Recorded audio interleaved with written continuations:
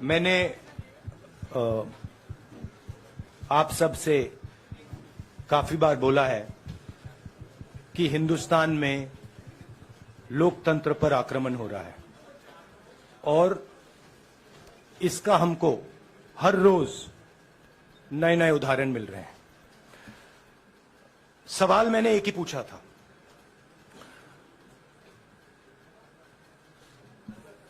Foundation पे जाता हूं, अदानी जी की शेल कंपनीज हैं, अदानी जी की शेल कंपनीज हैं, उसमें 20,000 करोड़ रुपया किसी ने इन्वेस्ट किया। अदानी जी का पैसा नहीं है, का पैसा नहीं है। अदानी जी का इंफ्रास्ट्रक्चर बिजनेस है, पैसा किसी और का है। सवाल यह है, ये जो 20,000 करोड़ रुपए हैं, ये किसके हैं? ये सवाल मैंने पूछा। मैंने पार्लियामेंट हाउस में प्रूफ देके, जो मीडिया रिपोर्ट से मैंने निकाला, अदानी जी और नरेंद्र मोदी जी के रिश्ते के बारे में डिटेल में बोला। रिश्ता नया नहीं है, रिश्ता पुराना है। जब नरेंद्र मोदी जी गुजरात के सीएम बने थे, तब से रिश्ता है और उसके बहुत सारे पब्लिक प्रूफ्स हैं। हवाई जहाज में मैंने फोटो दिखाई, नरेंद्र मोदी जी बड़े कंफर्ट में बैठे हुए थे अपने दोस्त, अपने मित्र के साथ। पार्लियामेंट में मैंने दिखाई। यह सवाल मैंने पूछा। फिर मेरी स्पीच को एक्सपंज किया गया। मैंने स्पीकर को डिटेल चिट्ठी लिखी, पॉइंट बाय पॉइंट, कि मैंने कहा कि एयरपोर्ट्स अदानी जी को रूल बदल के दिए गए हैं। ये लीजिए रूल की कॉपी, उसको बदला गया है। चिट्ठी लिखी, कोई फर्क नहीं पड़ा। फिर मेरे बारे में मंत्रियों ने पार्लियामेंट में झूठ बोला, बोला कि मैंने विदेशी ताकतों से मदद मांगी। मैंने ऐसी कोई बात नहीं की है। मैंने कहा स्पीकर से, मैंने जाके कहा, स्पीकर सर, पार्लियामेंट का नियम है कि अगर किसी मेंबर पर कोई एक्यूजेशन लगाता है तो उस मेंबर को जवाब देने का हक होता है। मैंने एक चिट्ठी लिखी, उस चिट्ठी का जवाब नहीं आया। दूसरी चिट्ठी लिखी, उस चिट्ठी का जवाब नहीं आया। फिर मैं स्पीकर के चेंबर में गया। मैंने स्पीकर सर से कहा, स्पीकर सर, ये कानून है, ये रूल है, इन्होंने झूठा आरोप लगाया है, मुझे आप बोलने क्यों नहीं दे रहे हैं? स्पीकर सर मुस्कुराते हैं, कहते मैं नहीं कर सकता। और फिर उसके बाद आपने सबने देखा क्या हुआ। सवाल पूछना मैं बंद नहीं करूंगा। नरेंद्र मोदी जी का अदानी के साथ क्या रिश्ता है और 20,000 करोड़ रुपए किसके हैं, मैं पूछता जाऊंगा। मुझे कोई डर नहीं लगता इन लोगों से। और अगर ये सोचें कि मुझे डिस्क्वालीफाई करके, धमका के, जेल में डाल के मुझे बंद कर सकते, नहीं, मेरी वो हिस्ट्री नहीं है। मैं हिंदुस्तान के लोकतंत्र के लिए लड़ रहा हूं और मैं हिंदुस्तान के लोकतंत्र के लिए लड़ता रहूंगा। किसी चीज से नहीं डरता हूं, यह सच्चाई है। अब आप सवाल पूछिए। राहुल जी, मैं मोहित दुबे हूं। मेरा सवाल यह है कि आप शहीदों के परिवार से आते हैं। आपकी दादी भी डिस्क्वालीफाई हुई, जनता के बीच गई, आप सत्ता में वापस आए। आज के दौर में राहुल गांधी भी डिस्क्वालीफाई हो गए हैं, क्योंकि तमाम आपने इश्यूज को उठाया, चीन के इश्यूज को उठाया। क्या राहुल गांधी भी जनता के बीच में जाएंगे और वही वापसी फिर से करेंगे? राहुल गांधी भारत जोड़ो यात्रा में 4.5 महीने जनता के बीच में रहेंगे और वो मेरा काम है, वो मैं करता जाऊंगा। हाँ जी, अनवर। आज के हिंदुस्तान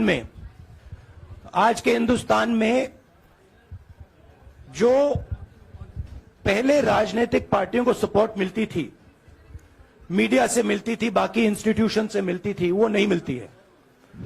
तो ऑपोजिशन की पार्टीज को एक ही रास्ता है, जनता के बीच में जाने का।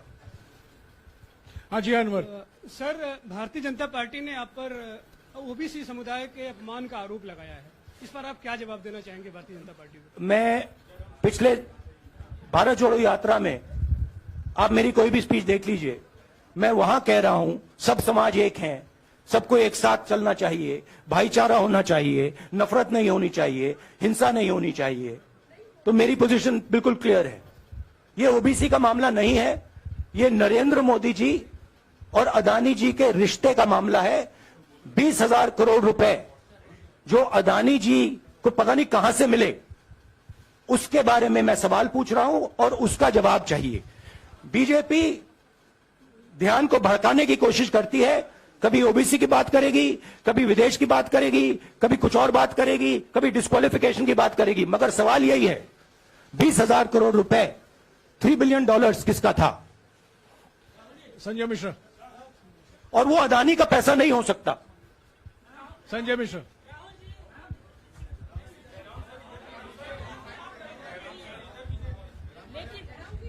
आपने कहा आप डरते नहीं हैं, लेकिन स्टेट के टारगेट पे हैं और स्टेट आपके खिलाफ है, पूरी स्टेट, पूरी मशीनरी आपके खिलाफ है। ऐसे में आपके सामने चैलेंजेस बहुत बड़ा है, तो रास्ता क्या है, रणनीति क्या है? देखिए भैया, चाहे स्टेट हो, चाहे कुछ भी हो, मैं सच्चाई को देखता हूं। मुझे और किसी चीज में इंटरेस्ट नहीं है, मैं सच्चाई बोलता हूं। राजनीति में यह फैशनेबल बात नहीं है, मगर यह बात मेरे खून में है। मैं और कोई रास्ता निकाल ही नहीं सकता हूं। तो मेरा काम यह है, यह मेरी तपस्या है, जीवन की तपस्या है, उसको मैं करता जाऊंगा। चाहे मुझे डिस्क्वालीफाई करें, मारे पीटे, जेल में डाले, मुझे कोई फर्क नहीं पड़ता। मुझे अपनी तपस्या करनी है। इस देश ने मुझे सब कुछ दिया है। शांत हो जाइए। इस देश ने मुझे सब कुछ दिया है, प्यार दिया है, इज्जत दी है, इसलिए मैं ये करता हूं। हाँ Supriya. Sir, Rahul sir, BJP के जो लीडर्स आप पे अटैक कर रहे हैं उस पर आप क्या कहेंगे? और इसके अलावा वायनाड, वहां पर जब से खबर गई है वहां पे लोग बहुत डिसबिलीफ में हैं, प्रोटेस्ट भी इरप्ट हो रहा है, आप अपनी कॉन्स्टिट्यूएंसी के लोगों को क्या कहना चाहेंगे? नहीं, मैंने सोचा है कि मैं अपनी, देखिए मैंने कॉन्स्टिट्यूएंसी में भी बोला कि वायनाड के लोगों के साथ मेरा पारिवारिक रिश्ता है, फैमिली प्यार का रिश्ता है। तो मैंने सोचा कि मैं वायनाड के लोगों के लिए अपनी एक चिट्ठी लिखूं उनके लिए कि मेरे दिल में उनके लिए क्या है। तो वो तो मैं रिजॉल्व कर दूंगा। उनका, देखिए, बीजेपी के नेताओं का काम यही है। देखिए, वो सब नरेंद्र मोदी जी से डरते हैं, कारण आप जानते हो। नरेंद्र मोदी जी ने कहा कि देखिए ध्यान हटाना है। वो सब जानते हैं अदानी जी और नरेंद्र मोदी जी का रिश्ता, सारे के सारे जानते हैं क्या रिश्ता है, सब जानते हैं, मगर डरते हैं। तो अगर नरेंद्र मोदी जी ने उनसे कहा कि भैया ध्यान उधर करो, ध्यान उधर करेंगे। मगर सवाल यही है 20,000 करोड़ रुपए किसका है? हाँ जैनेंद्र। जैनेंद्र। राहुल जी, पूरी कांग्रेस पार्टी, सर, पूरी कांग्रेस पार्टी ये कह रही है कि आप चाहे वो गुजरात की कोर्ट ने आपको सजा सुनाई या आपका निलंबन हुआ, ये सब कुछ केंद्र सरकार, प्रधानमंत्री के इशारे पर हो रहा है। लेकिन बीजेपी कह रही है कि कानून ने अपना काम किया है। तो जो ये दलील है कि कानून ने आपको सजा दी है और उसी की वजह से आपका निलंबन भी हुआ है, इस पर आप क्या कहेंगे? देखिए, लीगल मैटर पर ये हुआ है। लीगल मैटर है। मैं हिंदुस्तान के लीगल सिस्टम को रिस्पेक्ट करता हूं। मैं लीगल मैटर पे इस प्रेस कॉन्फ्रेंस में बात नहीं करना चाहता हूं। हाँ संजीव। अगर आपके लीगल सवाल होंगे तो आप हमारी लीगल टीम से पूछ लीजिए। Sanjeev, 1 minute Sanjeev.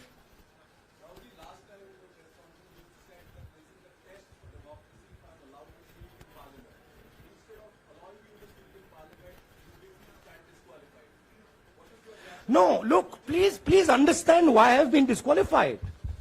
I've been disqualified because the Prime Minister is scared of my next speech.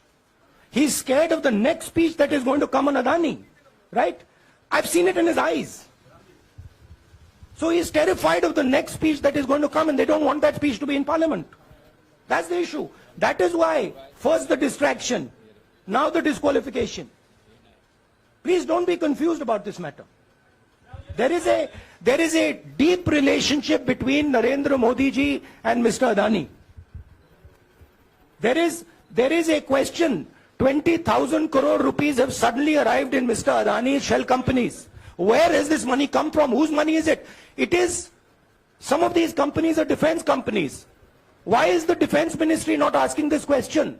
Why is the defense ministry not asking the question? But please explain to us, whose money is this that is being spent on our drone development, that is being spent on our missile development, that is being spent on our ordnance production? Why is the defense ministry not asking this question? Manjari, please. एक minute, मंजरी. की रद्द हुई तो उसके बाद बहुत सारे ऐसे विपक्षी दल जो अभी तक कांग्रेस से दूरी बना के चलते थे वो भी आपके समर्थन में आए. तो आपको क्या लगता है अब वो समय आ गया है जब सारे विपक्ष को एकजुट हो जाना चाहिए? मैं उन सब विपक्षी दलों का धन्यवाद करता हूं कि उन्होंने इस बात में हमारी सपोर्ट की और हम सब मिलके काम करेंगे. रंजीता. जिस बयान को लेकर आपको ये सजा सुनाई गई है, क्या आपको लगता है, आपको अफसोस है उस बयान को लेकर? क्या कहेंगे उस बयान पर? अब देखिए, अब ये लीगल डिस्कशन है, उस पे मैं टिप्पणी नहीं करना चाहता हूं क्योंकि ये कोर्ट में मामला है. मगर मैं जो भी सवाल उठाता हूं वो सोच समझ के उठाता हूं. हाँ जी, नीरज. राहुल जी, अभी कुछ ही दिन पहले लक्षद्वीप के सांसद मोहम्मद फैजल की सदस्यता गई थी और बाद में हाईकोर्ट ने स्टे कर दिया था. अभी उनकी मेंबरशिप रीइंस्टेट नहीं हुई है. देखिए, तो सुन लीजिए. हाँ. राहुल जी सुन लीजिए, अभी उनकी सदस्यता रीइंस्टेट नहीं है, लेकिन चुनाव आयोग ने चुनाव की घोषणा करने के बाद उसे रोक दिया था. अगर ऊपरी अदालत से आपको स्टे मिलता है तो आपको उम्मीद है कि लोकसभा स्पीकर भी आपकी सदस्यता को बहाल कर देंगे? मुझे उम्मीद में कोई इंटरेस्ट ही नहीं है. चाहे मुझे सदस्यता मिले ना मिले, मैं अपना काम करूंगा. अगर ये मुझे परमानेंटली डिस्क्वालीफाई कर दें तो भी मैं अपना काम करूंगा. अगर मुझे रीइंस्टेट कर दें तो भी मैं अपना काम करूंगा. मुझे कोई फर्क नहीं पड़ता मैं पार्लियामेंट के अंदर हूं या बाहर हूं, कहां हूं. मैंने आपसे कहा मुझे अपनी तपस्या करनी है, मैं उसको करके दिखाऊंगा. आपके लिए नहीं, अपने लिए. रवि, एक मिनट रमन. हाँ. एक मिनट रमन.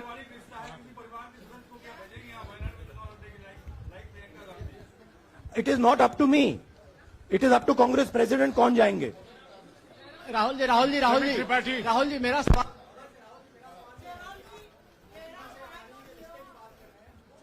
आपके यहाँ बैठे हैं. हाँ. दोनों मुख्यमंत्रियों का भी अडानी जी से रिश्ता है, उनके साथ लेन देन का मामला, उसका कहा जाए धंधे का मामला है.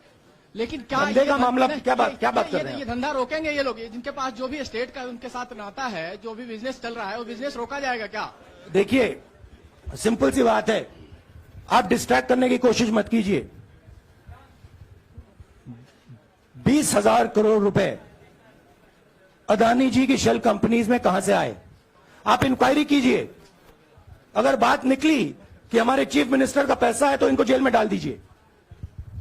अगर बात निकली तो किसी और का पैसा है तो उसको जेल में डालिए. हाँ Siddharth. Sir, Rahul sir, please madam, एक मिनट. मैडम आप लोकतंत्र को समझिए. ये जो पैनिक रिएक्शन इन्होंने किया है नरेंद्र मोदी जी ने, इससे सबसे ज्यादा फायदा मिलेगा विपक्ष को. ये इन्होंने हमें हथियार पकड़ा दिया है. ये आप बात समझिए. ये मोदी जी पैनिक में आ गए कि बात निकल जाएगी, ये 20,000 करोड़ रुपए किसके हैं, डर गए, घबरा गए. इन्होंने पूरा सीक्वेंस शुरू कर दिया. ये विपक्ष को सबसे बड़ा इन्होंने हथियार दिया है. राहुल जी, क्योंकि जनता के माइंड में अब एक सवाल आ गया है. कि जनता जानती है कि अदानी जी भ्रष्ट व्यक्ति है। अब जनता के माइंड में यह सवाल उठा है कि इस भ्रष्ट व्यक्ति को हिंदुस्तान का प्रधानमंत्री क्यों बचा रहा है। यह मतलब अब सब कुछ बीजेपी के लोग, नरेंद्र मोदी जी सब कुछ इस व्यक्ति को बचाने के लिए क्यों कर रहे हैं। दूसरा सवाल, बीजेपी के लोगों ने कहा कि अदानी पर आक्रमण देश पर आक्रमण है। मतलब इनके माइंड में देश अदानी है और अदानी देश है। बात समझिए। राहुल जी, हाँ, सिद्धार्थ। राहुल जी, मेरा सवाल आपसे ये सिद्धार्थ। है कि जब आप ये फैसला सामने आया, आपको मैक्सिमम पनिशमेंट जो है इसमें हो सकती है वो आपके लिए मुकर्रर की गई। इस बीच कई लोगों ने ये भी कहा, आपके पार्टी के भी एक सांसद ने कहा कि कम से कम जज को ये देखना चाहिए था कि सामने जो शख्स है वो एक गांधी परिवार से आता है। इस पर आप क्या कहेंगे, और आपको लगता है मैक्सिमम पनिशमेंट जो है आपके केस में, मैक्सिमम पनिशमेंट आपके लिए मुकर्रर की गई, क्या आपको इसके पीछे क्या कहना है आपका? वही मैंने कहा, अगर डिस्ट्रैक्शन करना है, मैक्सिमम पनिशमेंट की तो जरूरत है। मिनिमम पनिशमेंट से बात थोड़ी बनेगी। मैं तो सोच रहा था भैया 5 साल होते, 7 साल होते, 10 साल होते, वो भी मिल जाता। मुझे क्या फर्क पड़ रहा है। यार Rajdeep,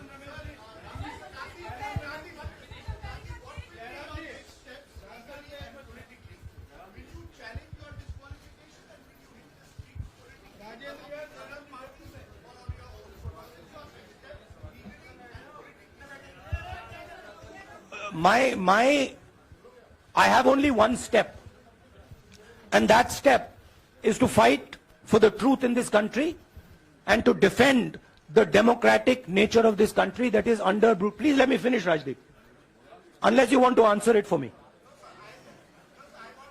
You do that also sometimes. Yeah. So my job, as I see it, is to defend the democratic nature of this country. And I will do whatever I have to do to defend the democratic nature of this country. What does that mean? That means defending the institutions of this country. That means defending the voice of the poor people of this country. That means telling the people of this country the truth about people like Mr. Adani, who are basically exploiting the relationship they have with the Prime Minister. yeah, Pallavi,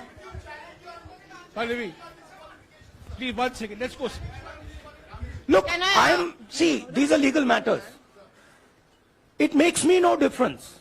I told them, it makes me no difference if I'm disqualified, not qualified, whatever. It makes me no difference. Disqualify me for life. Put me inside jail. I will keep going. I will not stop. Mr. Gandhi, Yeah, Mr. Pallavi. Gandhi, 2 things here. One, are you worried or apprehensive about the political relevance of, say, the opposition and the Congress Do I look party worried to you? One. Second, Do I look worried to you? I'm excited. I'm happy that these people are giving me the best gift they could give me. And second, Mr. Gandhi, is that BJP's reaction since yesterday is that if you hadn't torn the ordinance then perhaps you wouldn't be facing the law today. Your response to that? My response to that is that when somebody is guilty of something, they want to distract everybody's attention. Right? If you catch a thief, the first thing he says is, I didn't do it. The second thing he says, look there, look there, look there, look there. Right? That's what the BJP is doing. We have caught 20,000 crore rupees entering Mr. Adani's companies. Nobody knows whose money that is. That money cannot be Mr. Adani's money. He does not generate this type of money. So that money has come from someone. All this, OBC, disqualification, anti-national, all this is to distract from the panic that the Prime Minister is feeling. That his relationship with Mr. Adani is going to be exposed. Let me tell you, that relationship is going to be exposed. Nobody is going to stop that. It is going to happen. Because the opposition is going to press this thing until we find the answer. हाँ रवि, सिसोदिया जी को दे दो। राहुल जी जो judgement आया उसको लेकर BJP ने उसको किया है कि आपने ओबीसी का अपमान किया। पूरे देश में प्रेस कॉन्फ्रेंस करने की तैयारी कर रहे हैं कि आपने ओबीसी का अपमान किया था। भैया देखिए, पहला आपका अटेम्प्ट वहां से आया, दूसरा आपका अटेम्प्ट यहां से आया, तीसरा आपका अटेम्प्ट यहां से आया। आप इतनी डायरेक्टली बीजेपी के लिए क्यों काम कर रहे हो? थोड़ी डिस्कशन से करो यार, थोड़ा घूम घाम के पूछो। क्या आपको ऑर्डर दिया है क्या? देखो मुस्कुरा रहे हैं। घूम घाम, मैं आपको उदाहरण देता हूं, आप थोड़ा घूम घाम के निकाल नुकुल के बोलो। देखो ऐसे बोलो पहले, राहुल जी, हाँ तो please if you want to work for the BJP, then bring a BJP flag symbol here and put it on your chest. Then I'll answer you the same way I answer them. Don't pretend to be a press man. Vikrant, Rahul ji, हवा निकल गई। Rahul ji, BJP के लोग बार बार ये बात कहते हैं कि आपने जब विदेश में जाके भाषण दिया तो उन्होंने कहा माफी मांग लेते। अभी कहा कि कोर्ट में आपसे कहा कि आप माफी मांग लेते। तो जब ये लोग कहते हैं राहुल गांधी माफी मांग लेते, तो राहुल गांधी क्या सोचते हैं? राहुल गांधी सोचता है मेरा नाम सावरकर नहीं है, मेरा नाम गांधी है। गांधी किसी से माफी नहीं मांगता।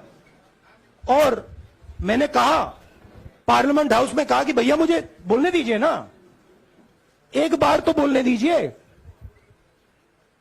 2 बार चिट्ठी लिखी, तीसरी बार मैं पर्सनली स्पीकर से जाके कहता हूं, स्पीकर सर प्लीज, आप डेमोक्रेसी के लोकतंत्र के आप प्रोटेक्टर हैं, मुझे बोलने दीजिए। मुस्कुरा के कहते हैं भैया मैं तो नहीं कर सकता। आप नहीं कर सकते तो कौन कर सकता है? शायद मुझे जाके मोदी जी से पूछना पड़े, वो तो करने नहीं देंगे। तो मेरा जो पॉइंट है, इस देश में लोकतंत्र खत्म हो गया है। इस देश के लोग जो इनके दिल में है, हमारे दिल में है, बोल नहीं सकते हैं। इस देश के इंस्टीट्यूशन पर आक्रमण हो रहा है। और उस आक्रमण का मैकेनिज्म क्या है? उस आक्रमण का मैकेनिज्म नरेंद्र मोदी जी और अदानी जी का रिश्ता है, वो फाउंडेशन है। मैं नरेंद्र मोदी जी पर सवाल नहीं पूछ रहा हूं, मैं अदानी जी पर सवाल पूछ रहा हूं। बीजेपी अदानी जी को क्यों प्रोटेक्ट कर रही है? आप नरेंद्र मोदी जी को प्रोटेक्ट कीजिए। मैं अदानी जी पे पूछ रहा हूं, आप अदानी जी को क्यों प्रोटेक्ट कर रहे हो? आप इसलिए अदानी जी को प्रोटेक्ट कर रहे हो क्योंकि आप ही अदानी हो। Thank you.